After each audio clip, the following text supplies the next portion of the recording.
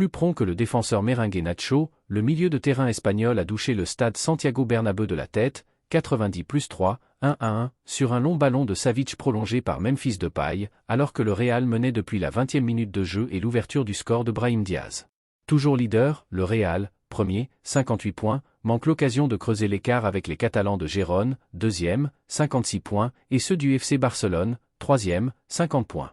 L'Atlético, seule équipe à avoir battu son rival cette saison en Liga et en Coupe du Roi, confirme son statut de bête noire des merengues et reste quatrième à 2 points du Barça. Chauffé à blanc par un Santiago Bernabéu qui résonnait bien plus qu'à l'accoutumée avec son toit fermé, les hommes de Carlo Ancelotti avaient pourtant imposé leur rythme d'entrée grâce à un bloc haut, emmené par un milieu de terrain Kroos Camavinga Valverde inspiré et incisif. Ils ont logiquement ouvert le score à la 20e minute sur un jeu de billard dans la surface conclu avec de la réussite par le meneur espagnol Brahim Diaz, qui avait pris la place de Vinicius, touché à l'échauffement, 20e, 1-0.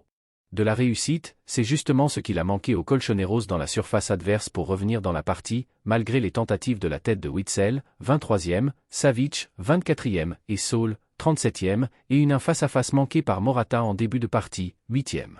Le Real a lui su faire le dos rond malgré les absences de Rudiger, Militao et Alaba en défense, obligeant le latéral droit Dani Carvajal à occuper l'axe central. Mais le manque de taille a fini par se faire sentir, le Monténégrin Stefan Savic plaçant un coup de tête rageur sur un corner parfaitement frappé par Griezmann pour égaliser, avant que le but ne soit refusé pour un hors-jeu de position de Saul devant Lunin, 48e.